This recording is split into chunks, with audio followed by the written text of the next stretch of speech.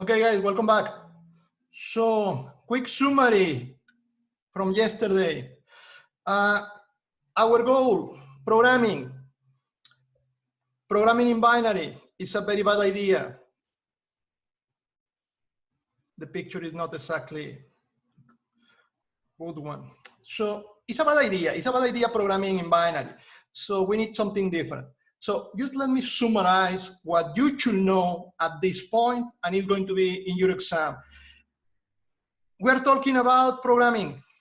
Programming, as we described yesterday, tell the computer what to do. In order to tell the computer what to do, we need a common language. If we want to talk with the computer, we need a programming language. Now, a programming language, we select one in particular, Java. Is a good one. It's one option. If you are going to learn a language, in particular Java, what you need to learn is two things. Number one, words. In particular, in programming, we call these ones keywords. You need to learn keywords. Second, you need to learn the rules for the language. Someone tell me, usually you know those rules like the grammar.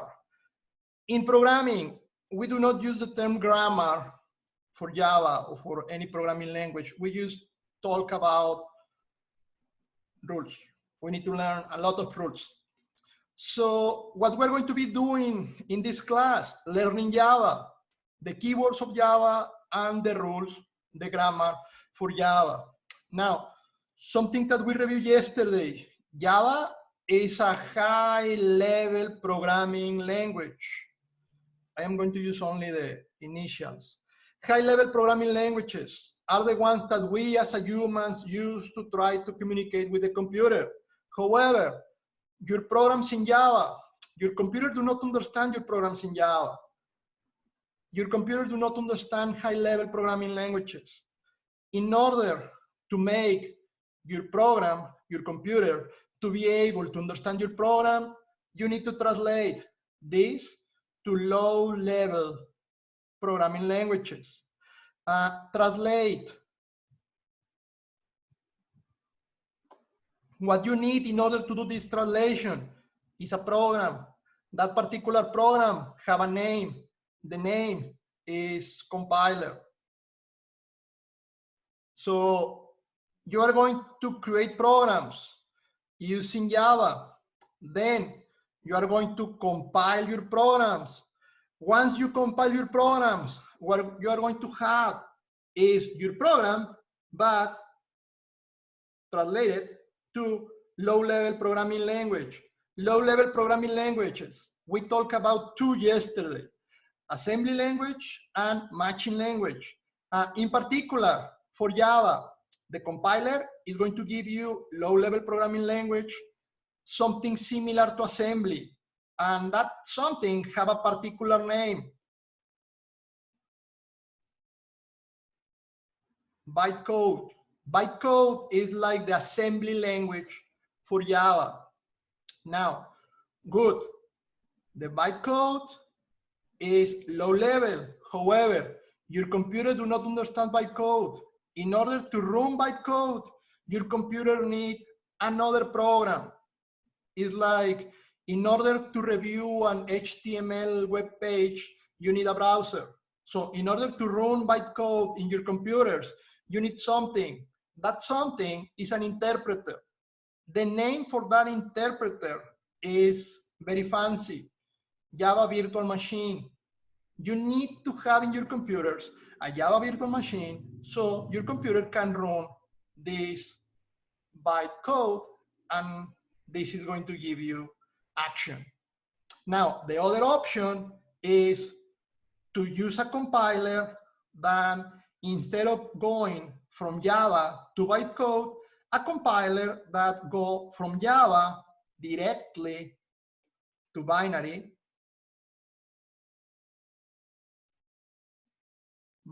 machine language. And if you use something like that, a compiler from Java to binary, then you can have a file, an executable file that could run in your computers without the Java virtual machine. But that is not the case. We usually do not do that with Java. With Java, we use the compiler to bytecode and then the Java virtual machine to run our programs locally. So that is something that we described yesterday. That is kind of the big summary of things that we're going to be doing here. True? Any question regarding this? This is the previously. So something that I shared with you on Canvas. On Canvas, I put this, number one, the lecture slides. You have the slides for the full week. Second, I published the video lecture, the yesterday one, and I am going to publish today and the others. But also, I put a page, and in that page, I am basically giving you questions. My recommendation, review those questions like your study guide. Something that I posted yesterday, what is a compiler? What is a low-level language? What is a bytecode? What is Java even? If you are able to answer those questions, you are moving forward with me. Good? If you're not able to access Canvas, please talk with the IT department. I don't know what to do. So you must have access to Canvas because everything is happening on Canvas. Well, the lecture in Zoom, but everything go to Canvas. So please check with IT or enrollment or I don't know for your access to Canvas. Everything is there. Okay? So any question at this point? Everything clear? Wow, that is great. Or you are sleeping.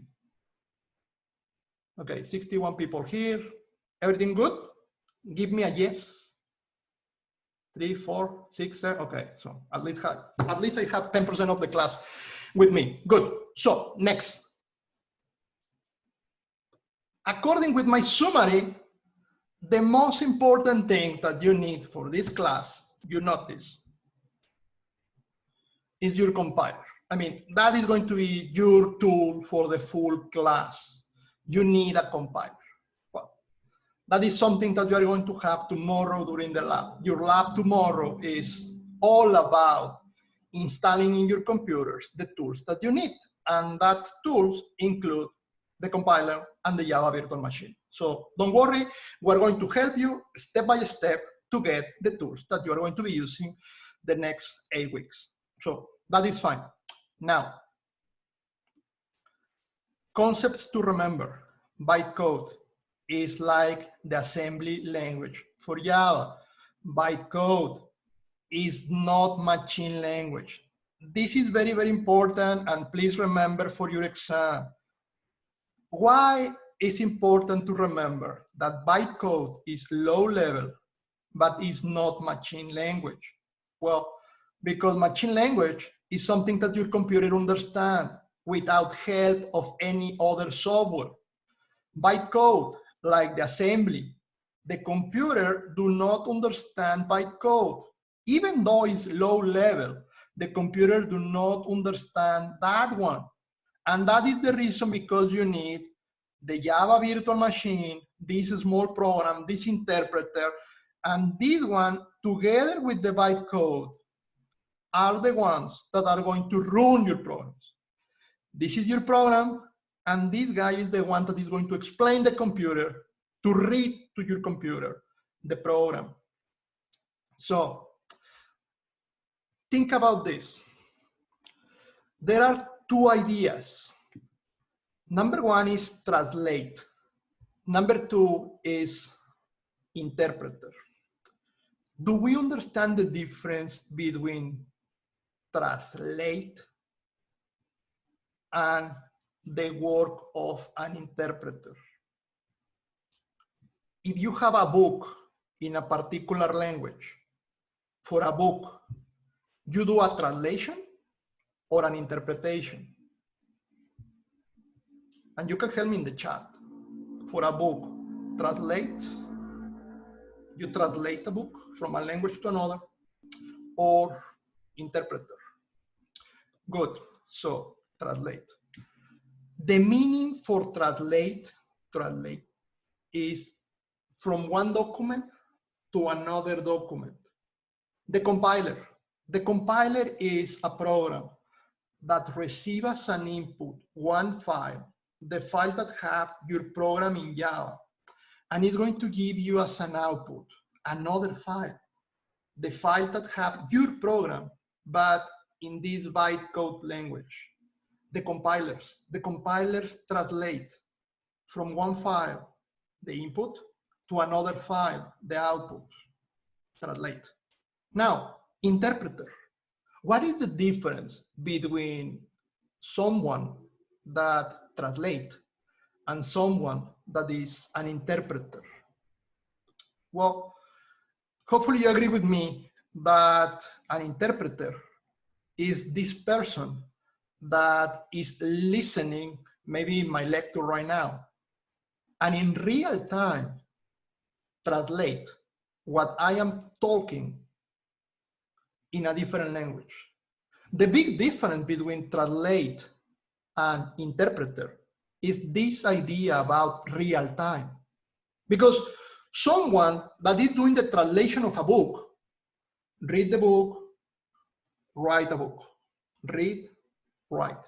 But it's not happening in real time. I mean, the reader of the book is not reading the book while the book is being translated. That does not happen. The reader is going to receive the book after the translator finishes with the translation. And that is what happened with Java, the compiler, and the bytecode. When you have the bytecode, this program, the virtual machine, is another program that is going to take the bytecodes and in real time, line by line, it's going to tell the computer what is happening in the bytecode, and the computer is going to run your program. Java uses a compiler to move from Java to bytecode, and then use another program, an interpreter with a fancy name, Java Virtual Machine. And that interpreter read the bytecodes to the computer because the computer is the one that runs the instructions. Exactly. Having that allows to have portability. Think about this idea. With compilers, what you do is from one language to machine language, translate. With Java, the idea is, you know what? You know Spanish, and you want to translate from Spanish to a computer that speaks Chinese. Option number one, go from Spanish or French or German or whatever to Chinese. Option number two, from these languages, go to English, and then from English to Chinese. So use English like this middle point. The advantage is that maybe, or probably, in any country, you're going to find someone that speaks English. So that people that speak English could be the point of connection between this and this. That is somehow portability. Java do that. Java translate to bytecode just because you can have a Java virtual machine for Mac, a Java virtual machine for your phone, Android, a Java virtual machine for your Mac, and so on. So when I create a program in Java, even though the program is done in my Mac, I can share that program with someone that is going to run that program in a phone with Android or in a PC with Windows. Portability. The Java virtual machine gives you portability. If I do not use the virtual machine, if I follow this idea of from Java to machine language, my program is going to run only in those machines that have this language. So if I compile for Windows, my program only runs in Windows. If I compile for Mac, my program only runs in Mac, and so on. Portability. Makes sense? Good? Okay. Java virtual machine, an interpreter. Java compiler, a translator. You write your programs in Java, high-level language. Then you translate to bytecode, low-level language. And that's it. Now, the tools. There are a lot of tools that are going to help you to work with Java. Yesterday, I mentioned Netbeans. Tomorrow, you're going to install Eclipse. But there are others. You can Google tools for working with Java. A lot of options. One that I want to mention to you, something that you can do. If you do not want to install any tool in your computer, you can program in Java using a web page. Yeah, go to that link, open that web in your computer, and what you're going to have is this web page. What is this web page? You have one space here that is basically a place for you to write your programs using Java. We are going to learn Java in the class, so whatever you learn, you can create a program there. Step 2, you click this element here that is execute. Click. In a server, in some place in the world, your program is going to be compiled. If your program is correct, you're going to receive a message. Your program is fine, and your program is going to run, and the results of your programs are going to be shown here. It's a web page. You put your program, you receive the results. The program ran in a remote computer. The program was compiled in a remote computer. The only thing that you get is the results. That's it. So, my recommendation, 1, if you do not have experience at all with programming, if this is the first time that you're going to be doing programming, if for any reason you do not have a computer that you own in which you can install something, I mean, any of those things, this is your option. Assuming that you have connection to the internet, right? I mean, open this web page and you can work there because you do not need to install anything. Write your program, get your output.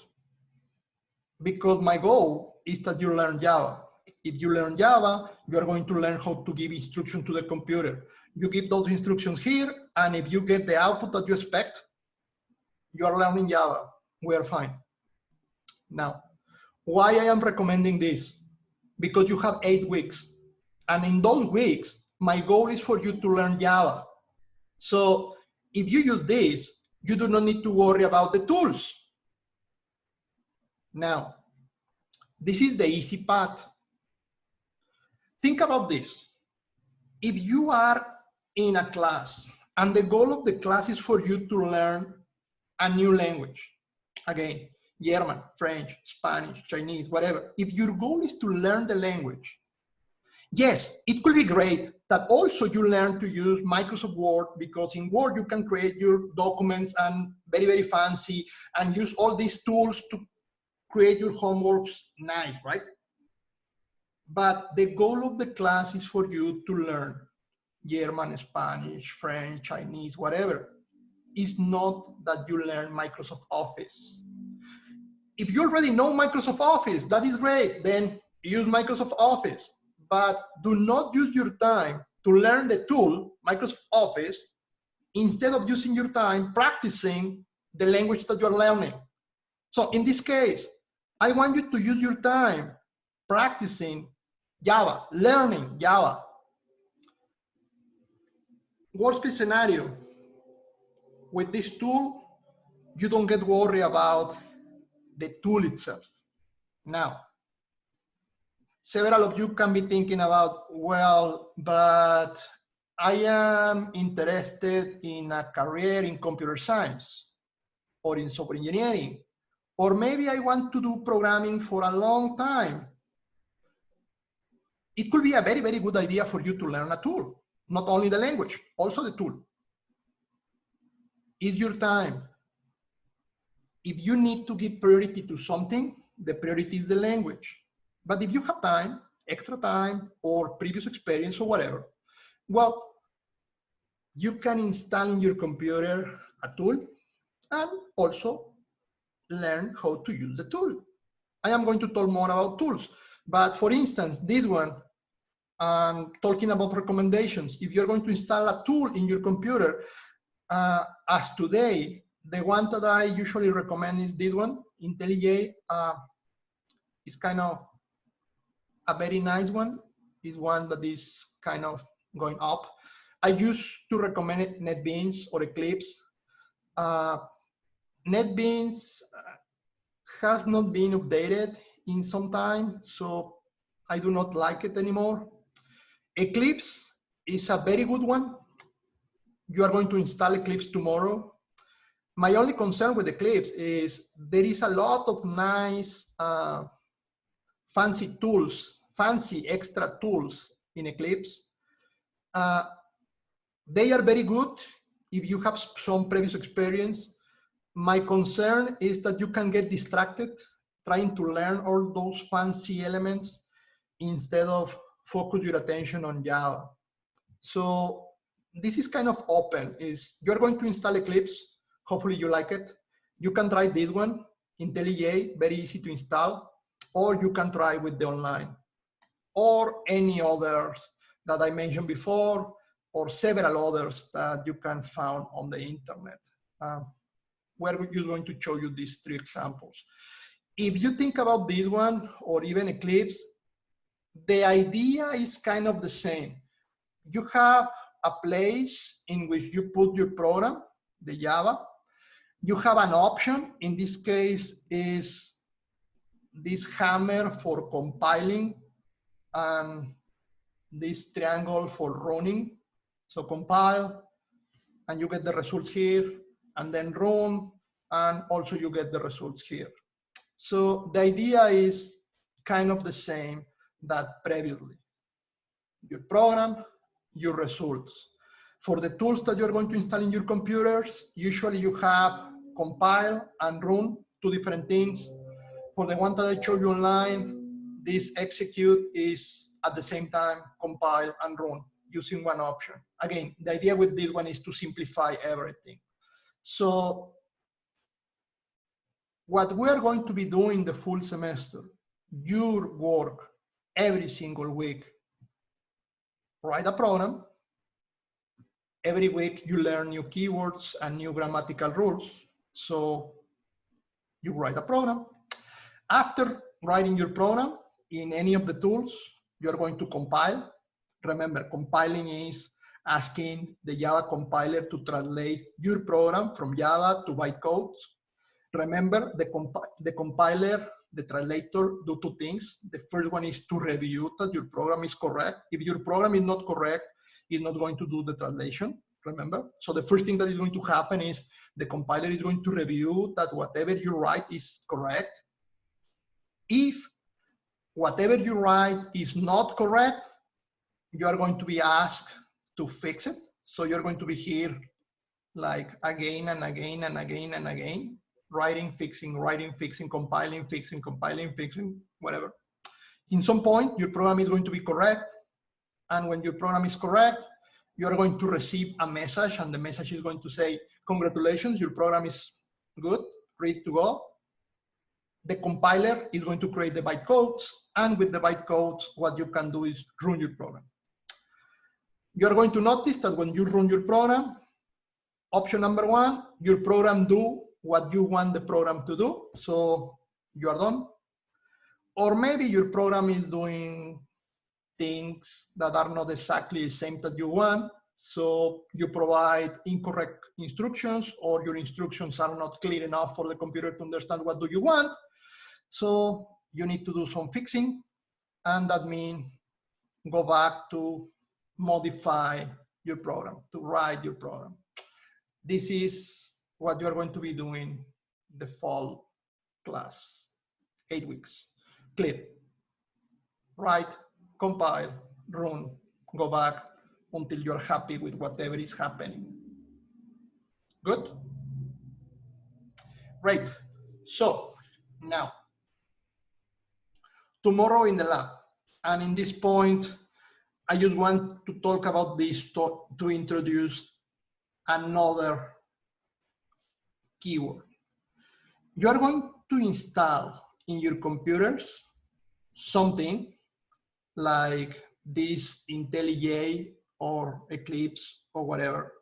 Those programs, the name for those programs is IDEs. You're going to install in your computer an IDE that help you to work with Java. IDE, a development environment. And I am sure that you are asking, what is a development environment? We was talking about compilers and interpreters. Now what? Well, easy. An IDE is, number one, a text editor. Did you notice that what I showed you before is a text editor? It's a place for you to write your program. So an IDE have a text editor. And yes, just like Word for English, this text editor is going to underline your errors. If you make an error, even before compiling, you're going to have this guy helping you and telling you, hey, this is something maybe wrong. Here, maybe you want to review something. Text editor. Obviously, you have your compiler. And for Java, you have the Java virtual machine to be able to run your programs.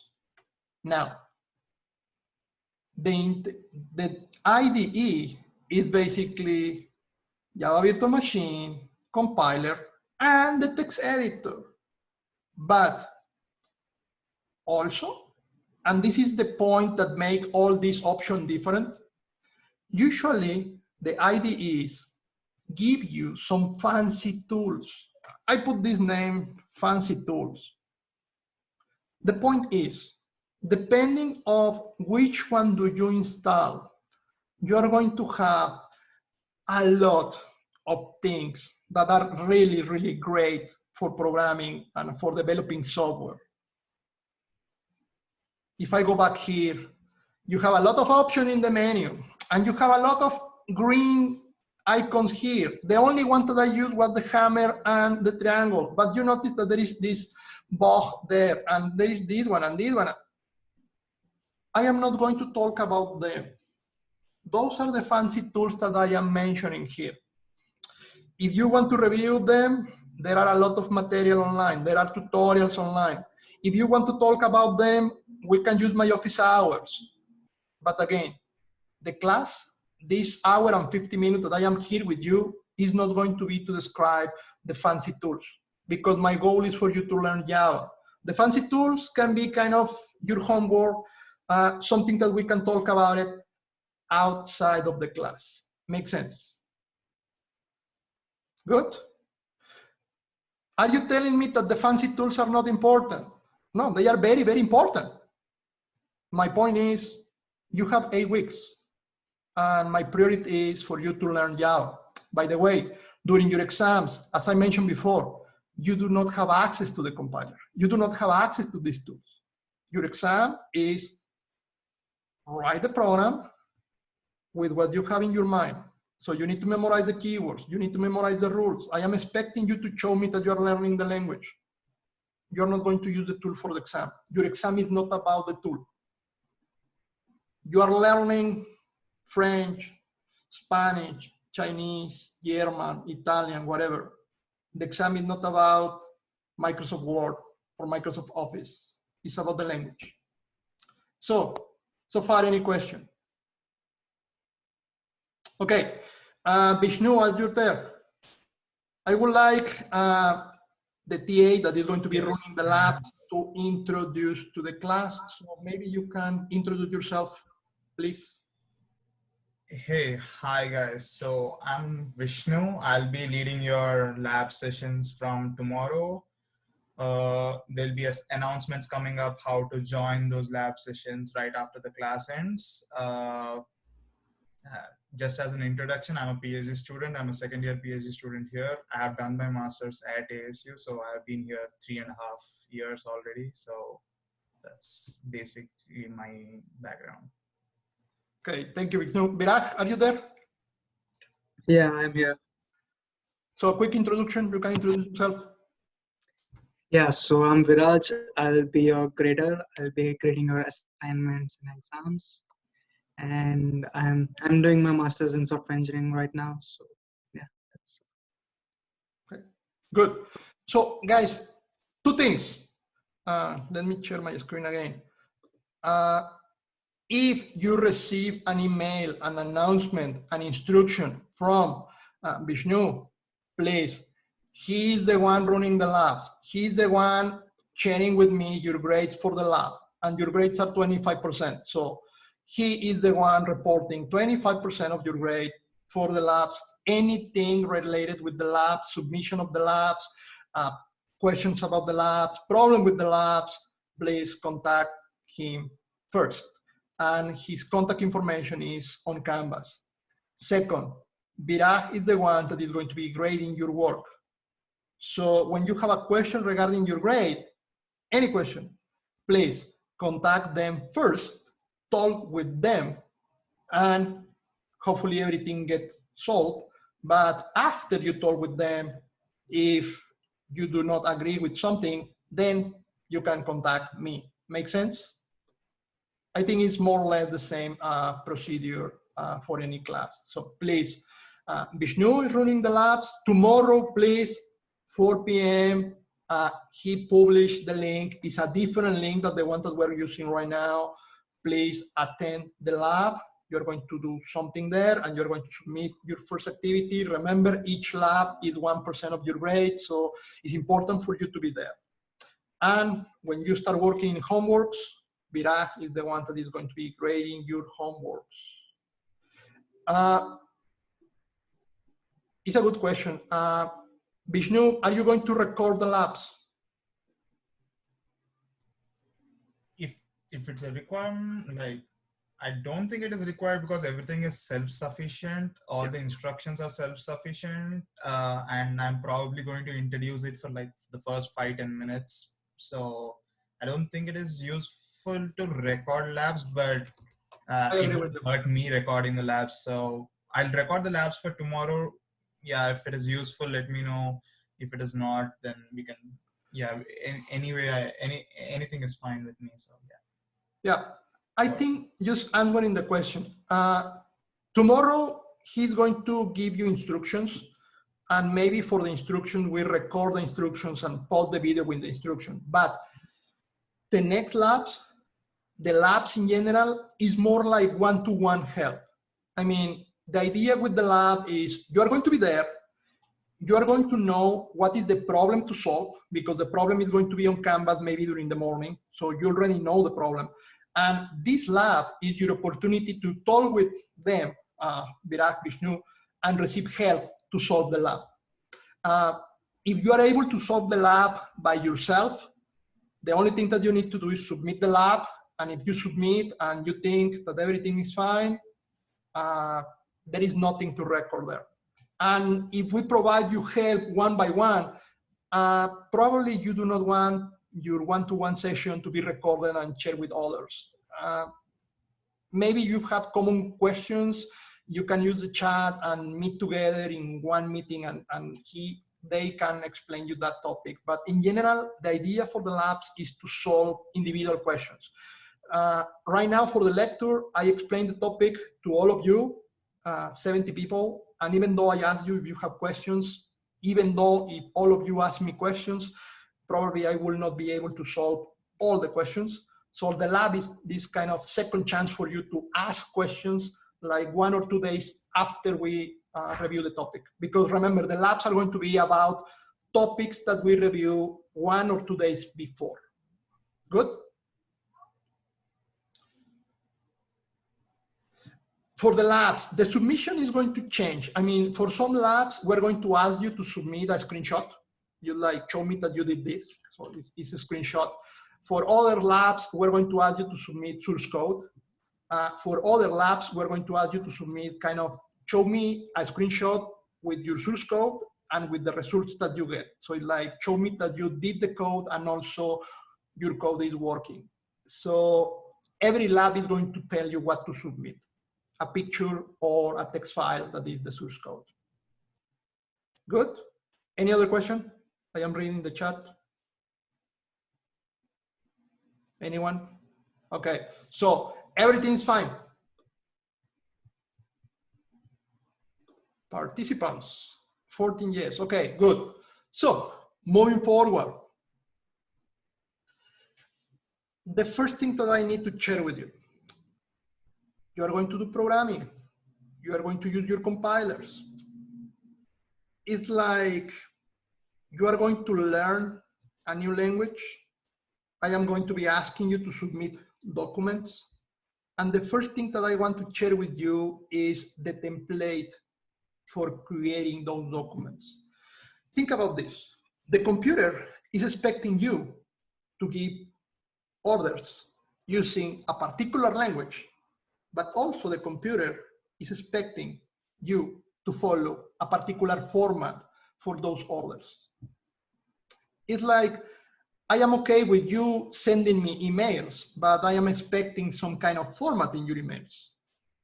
If you're going to write a letter, there is some kind of formats for the letters. If you are going to create a book, there is some kind of formats for the book, right? Everything is about some kind of template. So when you do programs, number one, you need to learn the language. We're going to work on that.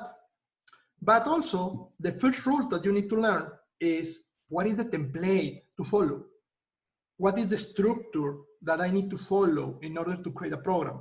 In the same way that you learn the template to follow to write a letter or to create an email or to create something, your papers in your homework, right? So, templates, the templates for a program, the format for a program.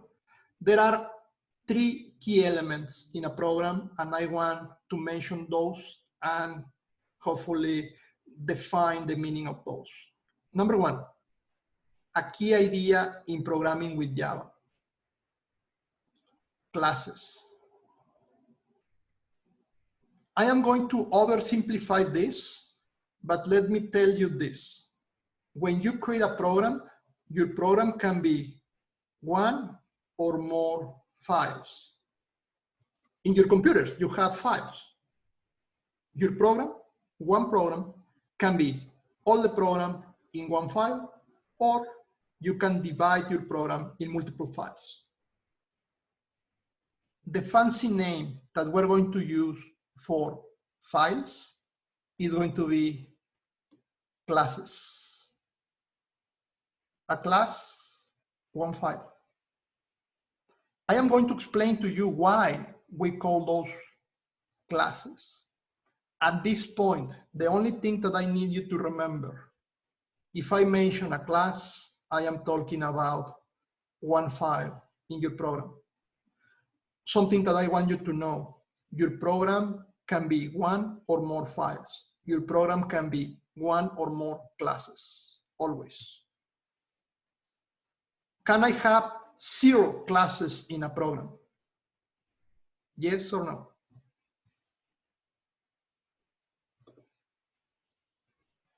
I have 1 no, 4 no's, okay.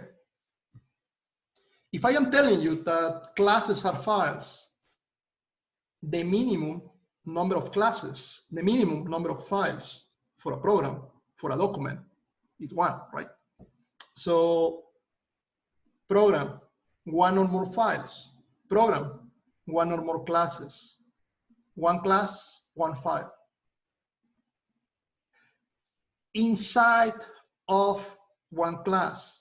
And I'm going to start talking this week and the next 2 weeks about programs with only 1 class. I am going to start talking about programs with only 1 file, because I am going to start with something simple. Now, the file is going to be the class. Inside of the classes, you have something that we're going to call methods. The class is your file, like a piece of paper. Inside of the piece of paper, if I ask you to write something, you create paragraphs. 1 paragraph in a document is like 1 method in a class. Classes, files, methods, like a paragraph. I am giving you analogies It's not exactly the same. It's not the same. But just to give you an idea what we're talking about. Finally, inside of methods, you are going to have statements. Let me explain this. If a method is like a paragraph, a statement is like one sentence in a document. So your program is this file class that has inside paragraphs, methods, which has inside statements, sentence, instructions, classes, methods, and statements. Clear? Yes, no, maybe. Questions? No? Okay. Let me show you a picture with that information. I am a program. Every single time, always, always, always, that you are going to create a Java program, this yellow box is like your document. Think about this yellow box like in your text editor, the space that you have to write something.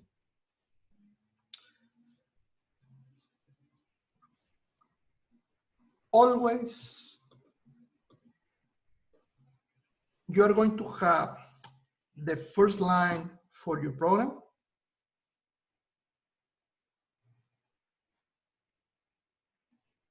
Okay, in the chat, someone is asking me, can you have more than one class in a file?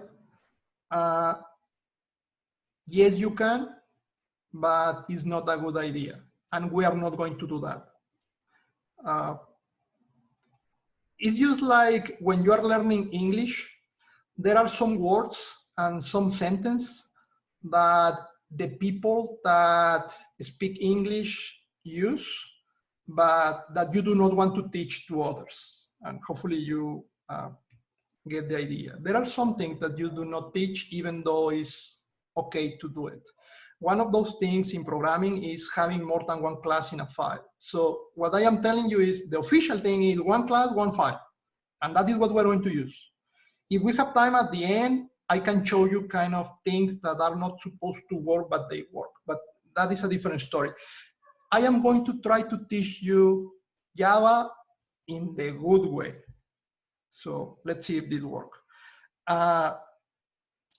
Your files, your classes, always, always, always, well, 99% of the time, but always for the next 3 weeks, the first line in your program, the first line in any class is going to be something like this. Now, I am sure that you are thinking, what is that public? What is that class? Welcome. Those are the 2 first keywords that you need to memorize, public and class. Public. The meaning for public is everyone can use this file. What? Okay, just put public. We're going to talk more about that public later. But the meaning is everyone can use this file. Why I want everyone to use this file? I am going to explain this later. Public is going to be the first word in your programs, period. Think about you're writing an email and the first thing that you put is dear professor or dear something, or a letter to whatever concern. It's just this kind of idea. The first word is public because I want anyone to use this file. The second word is class because this is a class. This is a file. Public class, your 2 first words. Next, the name of your program. Tricky point.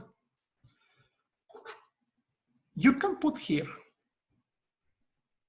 whatever name you want to give to your program. I mean, this can be Word, Excel, PowerPoint, my program, cat, dog, computer, my homework for today, whatever you want. But it's only one word, no spaces, one word. Now, usually in programming, if you want to use more than one word, what happens is you delete the spaces, the white spaces, but you can use this uppercase to indicate that, okay, those are 1, 2, 3 words, just because each word starts with uppercase, and therefore the people is going to read those like, okay, the class name. That is the name of my program.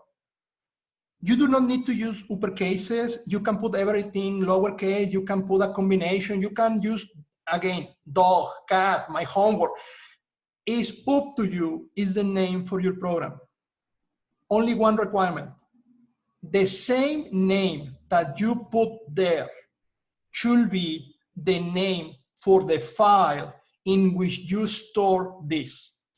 So if you agree, you're going to use a text editor, you're going to write this line, and then you're going to save this file in your computer. So you should save this file with the same name that you put there. So if I put that, the class name, that should be the name of the file. When you review this file in your computer, you should have a file, the class name.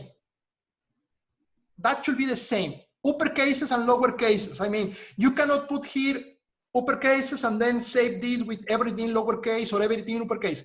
It should be the same. And the extension for the file should be .java, just because it's a Java program. This is a text file. The only reason because we put .java is because it's fancy to put an extension .java. So my computer can use this fancy icon for Java instead of use the icon for text files. But it's a text file. Makes sense? It's a text file. The only rule, whatever name you use here is the same name that you need for the file. The good news is if you use something like a fancy IDE like this, when you click Save in the menu, I do not have the menu here because this is Mac, so the menu is in a different part. But when you click Save, automatically, the environment is going to use the name of my class, in this case, main, and it's going to add the extension. I do not need to do anything. Click Save, and I am going to have my file with this name and with the extension. That is the good news about using an IDE, a tool that helps me to follow the rules. So far, so good, clear. Number one, always in your programs, public class, those two words should be there, mandatory. The public, we're going to talk more about later. The class, because it's a class. And then the name. The name for what? For the class. That, by the way, is the name of your program. Good? Then,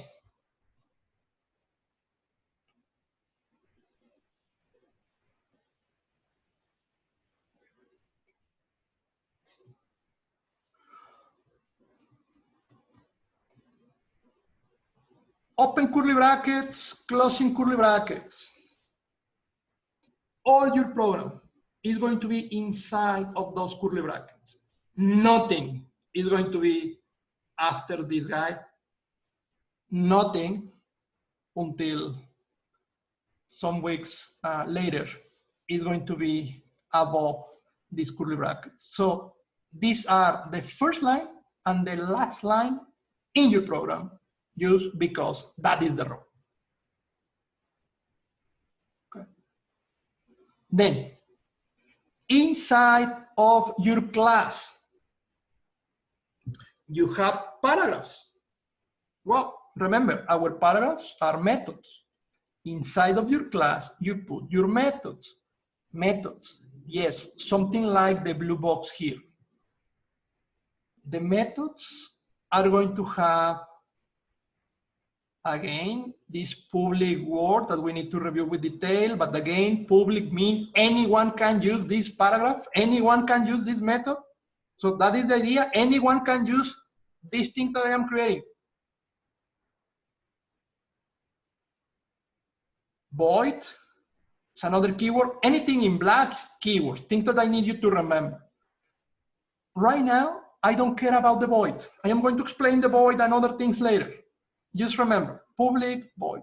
Okay, whatever. The only important thing that I need you to remember is this thing in white. Is the name for the method. Are you telling me that I need to put a name for the program? Uh-huh. And then are you telling me that I need to create paragraphs, methods? And each paragraph, each method have a name? Yes. Name for the class, and then the methods have names. Your paragraph, remember, paragraphs.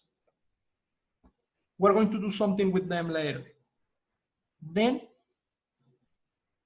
something that I identify that this is a paragraph, a method, is because always, always, always you are going to notice that after the name of the method, you are going to have this parenthesis.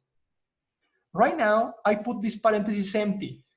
Later, we're going to put things inside of the parentheses. We need to review what is the meaning of the parentheses and what kind of thing we can put inside. The only thing that I am showing you right now is the paragraph is the method. The method have a name. After the name of the method, we have parentheses, and inside of the parentheses could be something or nothing. Then, again, open curly bracket, closing curly bracket. That is the beginning at the end for my method, the beginning and end for that particular paragraph. You can be thinking like, okay, this is one file, yellow. This is one paragraph, the blue. Can I have more? As many as you want. This example, another method in blue. Similar idea, similar format, public, void.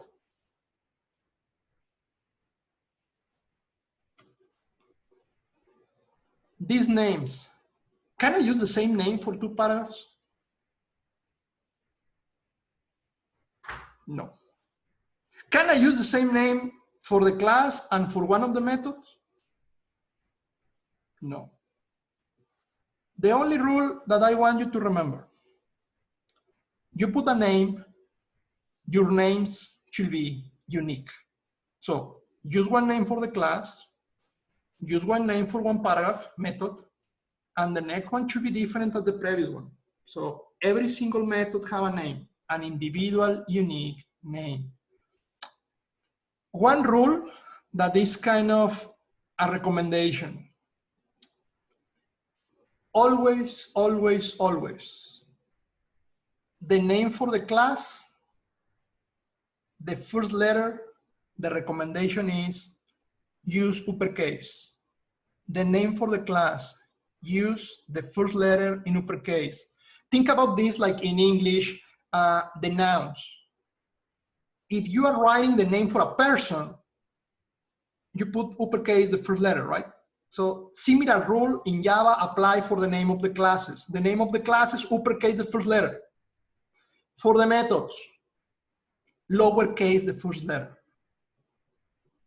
Is a rule? No, it's not a rule. Because if you do not follow that, the compiler is okay. No one is going to tell you this is wrong if you do not put uppercase, lowercase, as I am mentioning. But it's a good thing to do. It's a good way to do programming in Java. Yes, you can use the same name for multiple methods if you have different things inside of the parentheses, and those things are the parameters. Yes, but I need to talk about all of that. Yes. So far, if I am not using parameters, like in my examples, if the parentheses are empty, use different names.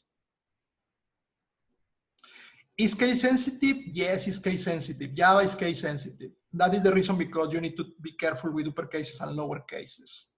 Good? Clear, guys? Great. So the class, the methods. And this is a screenshot about a problem that you can do in Java. And in particular is a screenshot from Netbeans. If I show you this, do we understand what is happening there? How many classes do I have? Hopefully everyone is one. Okay, good. How many methods? Okay, how do you know that there are 3 methods? Well, because now you learn the first rule from Java. Now you identify the methods. Hopefully because you notice the parentheses. Hopefully because you notice that they are inside of the class. So now I can start talking about classes. Oh, that one is one class. What is the name of the class?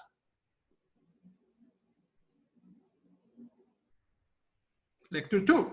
Which are the names of my 3 methods? My methods are numbers, do something. Easy, right? So, yes, for the question in the chat, boy means that I do not want to return anything, but I need to explain what is the meaning of return and what happens if I do not put void. I am moving forward to that. I am sure that some of you have no previous knowledge of programming, but my approach should be assuming that no one knows anything. So my description is going to be from scratch, for nothing. I am happy that you are asking about returning and about multiple files and about overloading or overriding, because that means that these things are going to be easy for you. But yeah, I am going to move like step by step, and hopefully everyone is okay. So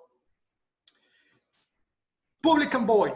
Should the methods also be in one word? Yes, only one word. The name for the method should be one word. Do not use white spaces. Similar rule that before, my method is like 2 words. The only thing that I can do is start with uppercase, the second word, but they should be together, all the characters together.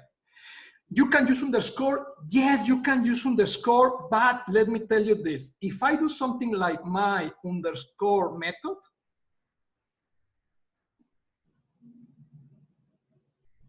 this is like the Java flavor. If you do this, it's like Java. If you do something like this, is C, a different language. Both are correct and both work in Java. It's just like when you read this, if you look the underscore, you're going to think like, okay, this guy is a C programmer, because that is the model for programming with C. Makes sense. I do not know if maybe, I mean, you are native speakers, but I think that there should be something in English that help you to identify if the people is a native speaker from the US or from England. I think should be something.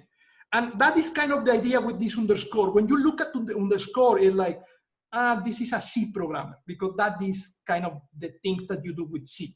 With Java, what you do is this uppercase instead of the underscore, even though it's the same idea. You try to tell the people that there are 2 words.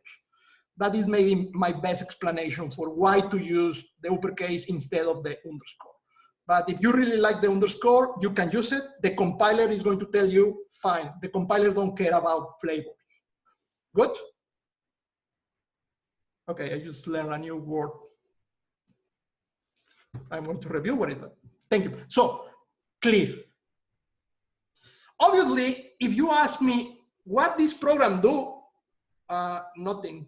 I mean, I just create a file with this paragraph and the 3 paragraphs are empty. So, but at least I show you the template. Now, what can you put inside of the method? Statements, right? That is what I mentioned before, statements. There are 2 types of statement that you can use in a program. 2 types of statement. Statement can be variables. A variable is a place in which you store information.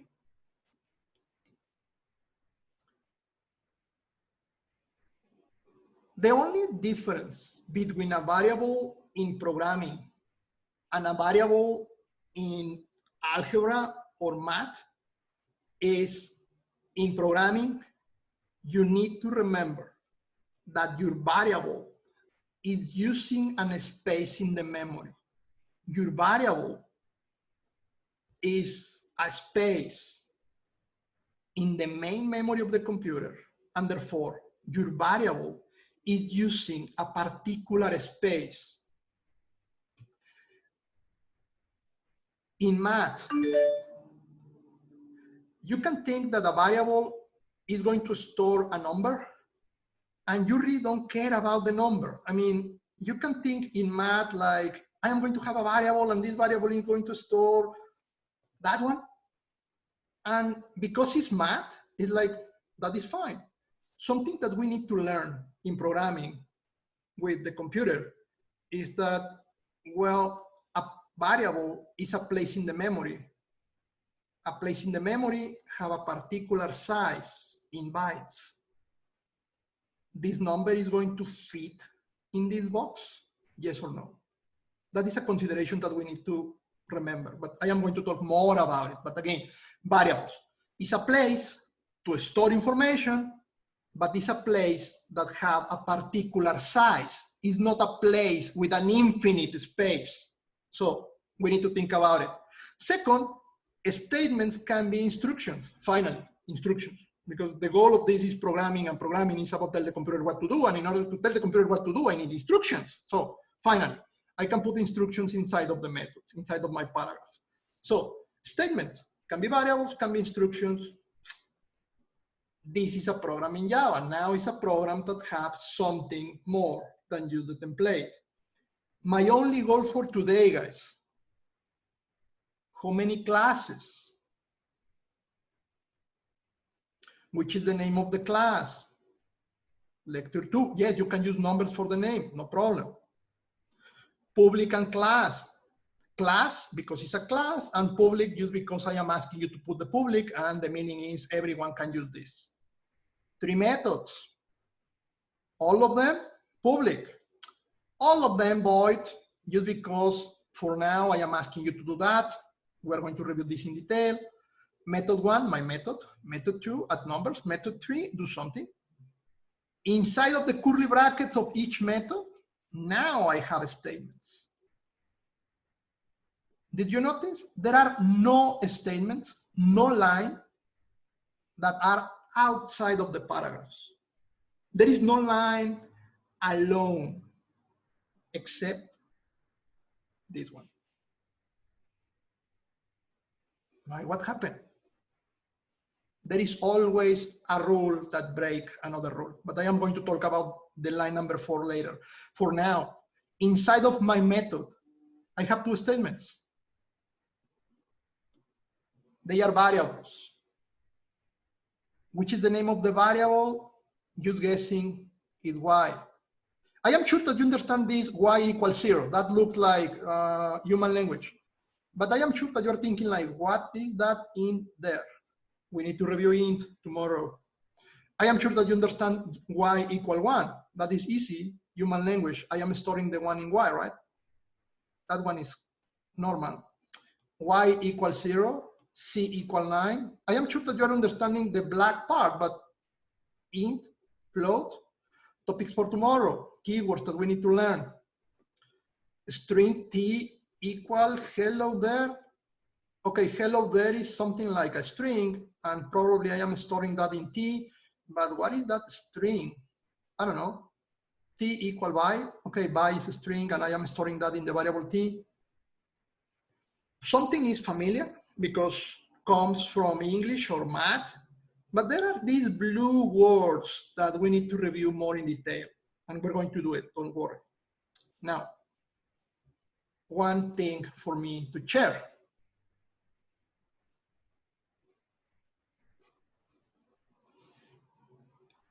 Your programs are going to be classes like this one, at least one class. Inside of your classes, you create methods, your paragraphs in blue. Inside of the paragraphs, inside of the methods, you can have any of the 2 types of statements. You can have variables and you can have instructions. Method can have whatever you want. You can have only variables. You can have only instructions. You can have both. It is fine. Also, outside of your paragraphs, outside of the methods, you can have variables. But they are inside of the class. So, okay, I am going to create a program. That program is going to have a class. Inside of my program, my class, I can put variables or I can put methods. Okay, inside of my methods, I can put variables or instructions or both. That is the template that we're going to be following for everything that we do from today to the end of the semester. The template is clear. Can you memorize this template? Can I put an instruction inside of the class, but outside of any method? Can I create a class and the only content of the class is one instruction? Yes or no? No, right? If I want to put an instruction in a program, that instruction should be inside of a method. Therefore, that method should be inside of a class. The only thing that I can put in a program without methods is variables. Good? Obviously, I need to talk more about variables. I need to tell you what is the meaning of those blue words that we reviewed before. But at least the template, hopefully now is clear. Now, if you're thinking about the keywords that we just reviewed, and probably you are thinking about how many other words you are going to be showing during the lectures. Well, good news. All the keywords that you need to learn for Java fit in one slide. That is the dictionary for Java. Those are all the keywords that you need to memorize.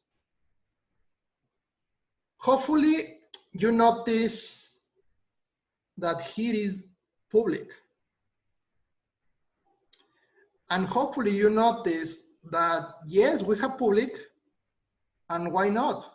There is also private. And now you can be thinking like, and what is the difference between public and private? Can I put a class private or a method private? Yes, you can, and we're going to talk about it. Maybe you notice this int. And what I can tell you is that int was telling the computer that the variable that I showed you was a variable to store an integer. Yes, I know, you can be thinking like, why int, not integer? Because the guy that created the language decided that int was just good enough. So when you create a language, you can use whatever you want. So int is integer. And I am sure that you can read the words and float. So if I want a variable that stores floating point numbers, maybe float is what I need to use instead of integer? Yes, and float is decimal. Yes, that is correct. What about if I want a variable to store a letter? Well, letters are characters. And you have this char keyword. And yes, someone mentioned double. These two guys are friends. They are numbers with a decimal part. This one is small, this one is bigger, but they are similar. We're going to talk about it. Chars, booleans, true and false. We can store true and false in a variable in Java. Obviously, also class. I show you class. If you search for void, is here also. This is the full list of keywords that you need to remember. And here you have all the ones that I showed you before in the template. So, questions so far? Someone noticed that the string is not here. And string is not here because string is not a keyword. A string, this is something that we're going to review, but if you notice, the string has this uppercase S.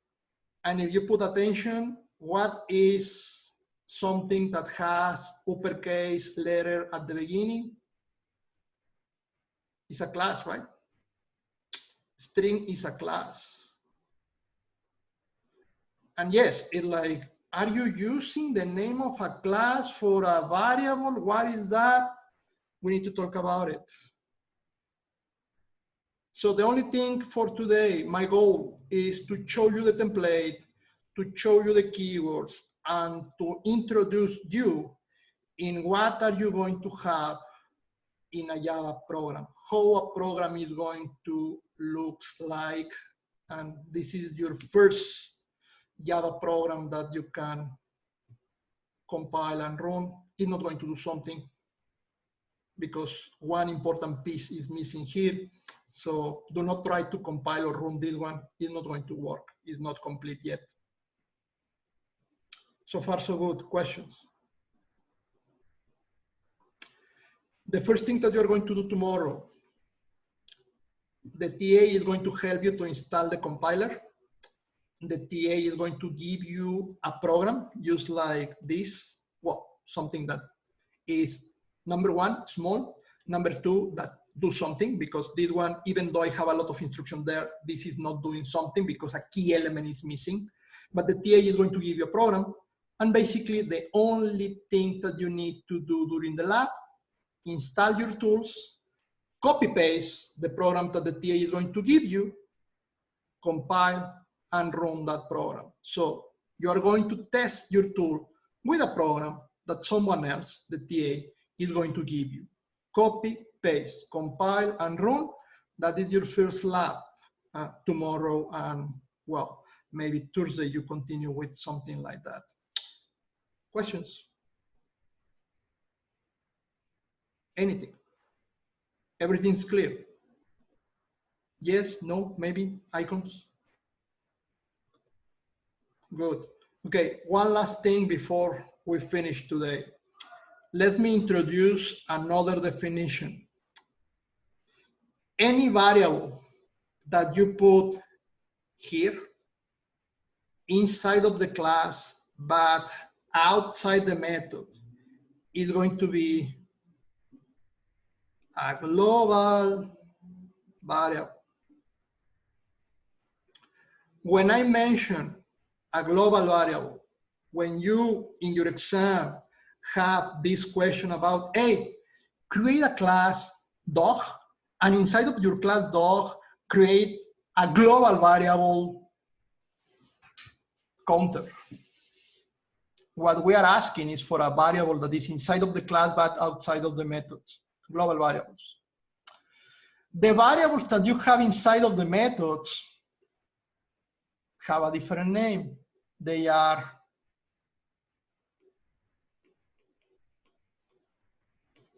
local variables.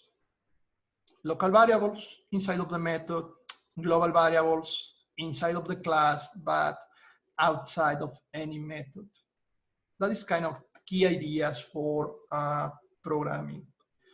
We're going to review examples. For now, the only thing that I want is for you to remember those concepts, to be able to answer what those concepts are.